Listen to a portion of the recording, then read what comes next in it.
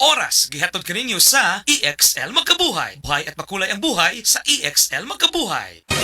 Mga kabanyawan, zero si Jane Calip na kaangkon og balatian, nakaihi og dugo tungod sa UTI. Di gamit og SED Kugonerba capsule. Pagpangihi na ko, dugo na jud akong giihi. Ana si partner na ko nga kugo ng inom niya. Inom lang ko og una, duha ka buok, gisundan ako og isa. Tulo pa lang ka buok akong nainom, na alibyo. Ano ko mangihi og dugo. The best jud ang kugon para sa naay sakit sa UTI. ODI si Rosie Jane Calip, 33 years old, Toril, Davao City. Basta UTI ang problema, pag SED Kugonerba capsule na. Kini si Max Urban. Kape nga gipaabot sa masa, Sid Panyawan Coffee, pait ang panlami iyang timpla. Sid Panyawan Coffee, paras mga batanon ug tigulang. Sid Panyawan Coffee, sa panglawas makatabang. Sid Panyawan Coffee, kaping nga pangmasa, kaping dili mahal, gaan sa bulsa, sa grocery ayaw ninyong kalinti. Ang Sid Panyawan Coffee, paborito ni Lolo ug ni Lola. Sid Panyawan Coffee, tilawi lang aron mo tuo ka. Sid Panyawan Coffee, pila kahigop lang mo baskog ka. Sid Panyawan Coffee, sa quality kontento ka.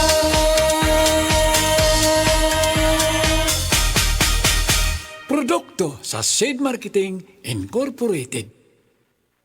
Pag kayo'y nabasagan, madaling remedyohan. Pagkatapos dikitan, Parang bago na naman. Pioneer Epoxy, pandikit ng kristal, kahoy at bakal, pang-repair ng radiator, tambucho, refrigerator, martilyo, kutsilyo, tipo, araro, gero, aparador, pampatibay ng bangka, kisame, etc. Pioneer Epoxy, paborito ng bayan. Sa mga workaholic, epektibo ang atong Paragis Bila-Bila Herbal Coffee. Sama na lang ni Roland De La Cruz na taga Mati, Davao. Roland De La Cruz, sa Porok Isla, Barangay Central, Porok President. Anong ganahan man kay ka sa kape? Sa Bila-Bila Coffee, laskig ang imong lawas o mayo ang imong lihok. Basta laskig niya kondisyon, makalihok pag may sa trabaho. Kung di ka kainom, mura magluya na ka? Murag luya-luya, lahi ra gyud. Tungod kay nindot gyud ang Bila-Bila Coffee. Kini ginama sa GFMQ Marketing. Kay sa Paragis Bila-Bila, dili na ka mag-agwanta pa.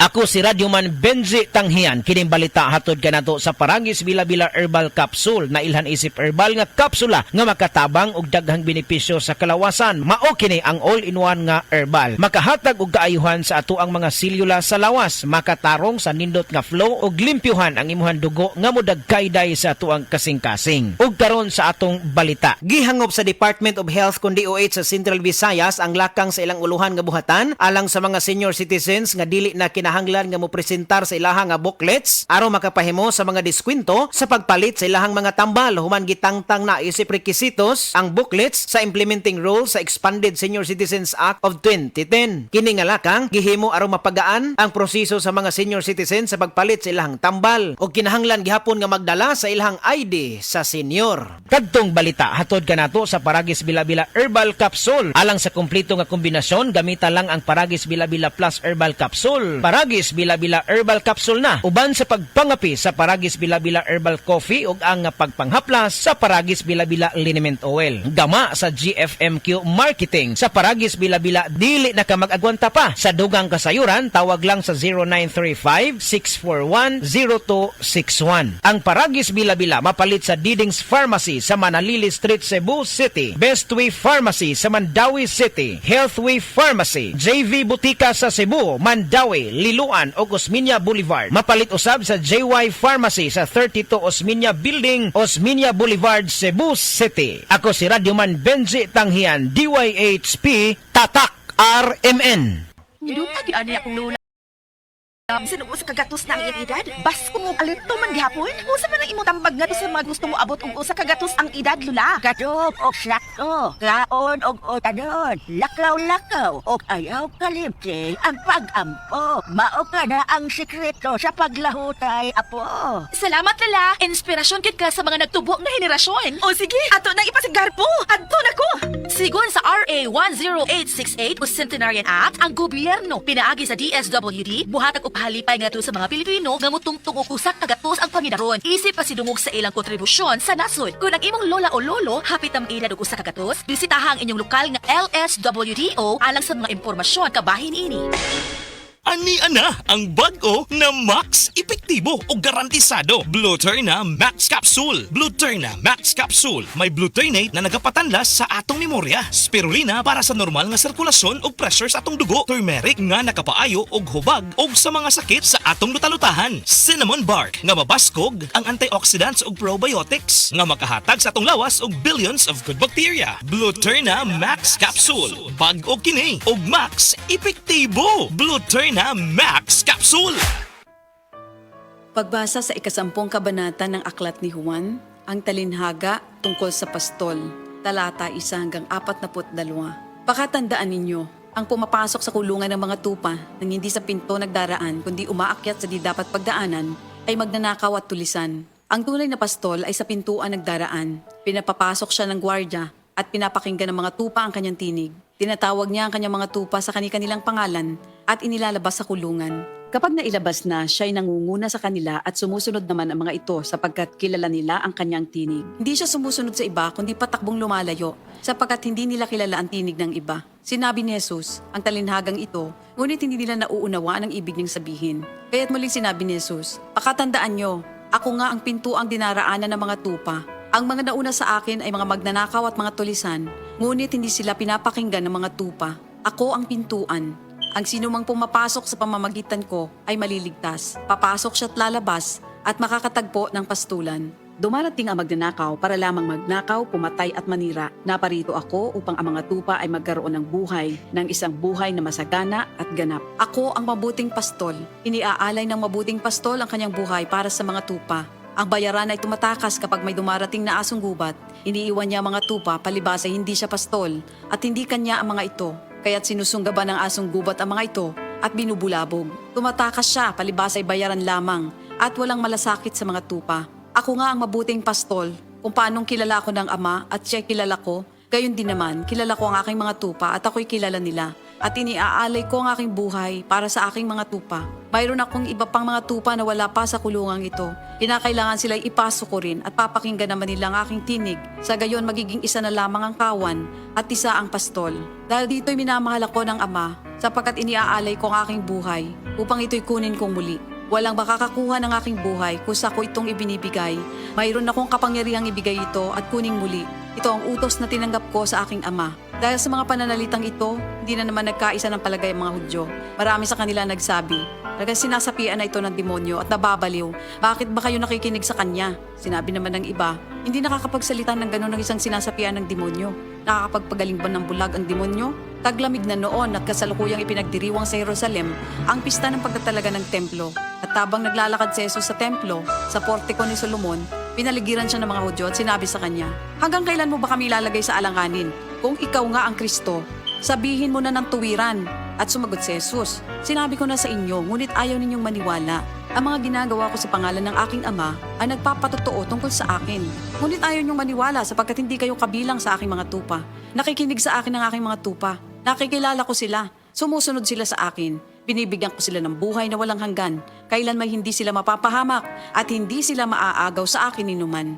Ang aking Ama na siyang nagbigay sa kanila, sa akin, ay lalong dakila sa lahat at hindi sila maaagaw ninuman sa aking Ama. Ako at ang Ama ay iisa. Ang mga pinuno ng mga Hudyo muling dumampot ng bato upang batuhin siya. Kaya't sinabi sa kanila ni Jesus, marami akong mabubuting gawang ipinakita sa inyo mula sa Ama. Alin ba sa mga ito ang dahilan at ako'y inyong gustong batuhin? Sumagot ang mga pinuno ng mga Hudyo, hindi dahil sa mabubuting gawa kaya ka namin babatuhin, kundi dahil sa paglapastangan mo sa Diyos, sapagkat nagpapanggap kang Diyos, bagamat tao ka lamang. Tumugon si Jesus, di ba nasusulat sa inyong kautusan? Sinabi ko, mga Diyos kayo. Mga Diyos ang tawag ng kautusan sa mga pinagkatiwalaan ng salita ng Diyos at hindi maaaring ipawalang bisa ang sinasabi ng kasulatan. Ako'y pinili at isinugo ng Ama. Paano ninyo ngayon masasabing nilalapastangan ko ang Diyos? Dahil sa sinasabi kong ako ang anak ng Diyos? Kung hindi ko ginagawa ang mga pinapagawa ng aking Ama, huwag niyo akong paniwalaan. Ngunit kung ang ginagawa ko ay ang mga ito, paniwalaan ninyo ang aking mga gawa kung ayaw ninyong maniwala sa akin. Sa gayon matitiyak ninyong nasa akin ng Ama at ako'y nasa Kanya. Kaya tinangka naman nilang dakwin si Jesus, ngunit siya'y nakaalis. Muling pumunta si Jesus sa ibayo ng Jordan sa puok na dating pinagbautismuhan ni Juan. Habang naroroon siya'y maraming lumalapit sa kanya. Sinasabi nila, si Juan ay walang ginawang himala, ngunit totoo ang lahat ng sinabi niya tungkol sa taong ito. At doon, maraming sumampalataya kay Jesus. Ito ang salita ng Diyos. Ang himsog nga lang sa ubaga, magpasabot usab og himsog nga panglawas sa kanitibukan, likay sa polusyon sa hangin, pagpanigarilyo o second-hand smoke ug mga aktibidad nga makadaot niini. Kauban ang saktong diet, pagkatug og exercise, masiguro ang healthy lungs ug inom og Vitalungs capsule. Protect your lungs and protect your life with Vitalungs. Uy, Lo! May kaikaw na ngunay ubang umpra karon. Oo, kay bago lang mang nag-payout sa social pension sa DSWD. Ug dako naman ang among nadawat. Maayo di ay, makatabang kinapagpalit sa inyong tambal, gatas ug dugang pagkaon. Salamat kay ni Aumento nagbinuan nga pensyon alang sa mga kabos nga tiguang. Gikan sa 500, nahimo ng 1,000 pesos. Mas nindot na pud karon kay paspas na ug dali ang paghatag sa maong pensyon. Maayo na lang kay nagpaktaban na dyan ang gobyerno. Oh, asa ba imong paliton, Lo? Tulo ka kilong bugas, unya gatas pod. Kung ikaw benepisyaryo sa social pension o gustong maapil, pakigalayon lamang sa opisina sa OSCA o LSWDO aron makasabot kabahin sa maong programa. Prostate cancer, ang delikado ug mamatay ni nga sakit. Cancer sa mga lalaki. Mag-Life Extension Vitamin D3 na mo. Rekomendado sa mga medical doctors. Aprobado sa FDA Philippines o FDA USA. Suklan nato ang prostate cancer. Mapalit sa mga butika. This newscast is brought to you by Enervon Z+. All new best ever Enervon. Enervon Z+. Mga higala, may adlaw ka natong tanan! Kini si Kuya Gulyat ninyong adunay na ilhan nga lamian kaayong tabliya, ang Don Pepe Tablia. Sa kaumot o kalami, walay mudili, sa Don Pepe nga tablia, kini mao'y paborito. Mag Don Pepe. Don Pepe Tablia, charap ni bay, kung makatilaw ka, magpangita ka! Hello girlies! Dalaga og minyo, permanente ba magsakit ang imong puson? Aduna ba kay menstrual cramps or dysmenorrhea? Ang Moringa Joy aduna kini 38 mg nga iron, 25 times ikumpara sa spinach nga makatabang nga mo revitalize sa blood loss during menstruation. Ang mga babayi adunay dysmenorrhea tungod sa pagbira sa atong uterus o sa ato ang ovary. Ang pagtaas sa prostaglandin nga usa ka chemical sa atong lawas mao kana ang hinungdan ngano ang babayi adunay dysmenorrhea. Ang Moringa Joy capsule mapalit sa tanang budika doon sa inyong mga lugar, tag 8 pesos lang kada kapsula. Ang balitang ito ay hatid sa inyo ng RightMed. Pag may check, that's the right one. The right one is RightMed. Welcome to our reunion! Uy, Day! Nidaot lagi ka! Dili ka na bloated o dili na constipated ni mong naong! Tungod na sa Super Fiber! Unsa? Super Fiber! Super Fiber! Super Fiber! May powerful detoxification effects ang plant fibers, prebiotics o alkaline food. Lowers cholesterol levels, helps control blood sugar levels, normalize bowel movement o immunity booster, and prevents colorectal cancer. The fast-acting colon cleansing product approved by the FDA Philippines. Para sa mahapsay ng pagkalibang, Super Fiber, mapalit sa mga butika. Life Extension Vitamin D3. Kagsubong. Atong babatian si Ma'am Emma Erman. So, meron kayong diabetes and hypertensive po kayo before? Karon minus na. So, wala na ngayon? Nang ubos na. Ang akong samad kay naayo na ba, naalim na. Meron po kayong sugat sa paa. Nakasuway na ko ba? Nakapalit na ko life extension, bitre. Mo bisa to, yadto ko sa hospital. Pakuliong ko sa doktor kay putlon magid akong tiil. Dili lagi ko kaputol. Muna nga nalipay siya ko nga na ang life extension. Bitre. Kay mugoy nakakuan ako.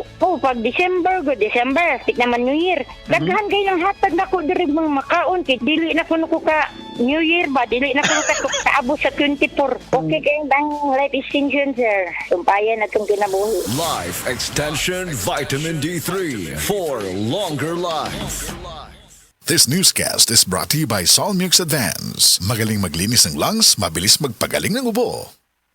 Dr. Limuel Espedal, optometrist, taga Tagum City. Sa akong trabaho, ako naimbitahan ko mga medical mission sa mga LGU. At the end of the day, kapoy na akong lawas, so wala na kaya ko time makikistorya sa akong pamilya. Na nag-introduce ko EXL Coffee Mix 17-in-1. So akong i-try. Gentle siya sa tiyan, dili siya acidic. Giganahan ko, i-introduce ko sa kuha ang EXL Makabuhay Plus Capsule na ikaayuhan, ikabaguan. Pasalamat ko ani EXL Coffee Mix 17-in-1 o EXL Makabuhay Plus Capsule. Kay mo ni siya makakag kaayuhan sa atong panglawas. Dili pa ulahi ang tanan. Atong pilion, EXL Makabuhay product. Daghang salamat. May buhay sa makabuhay!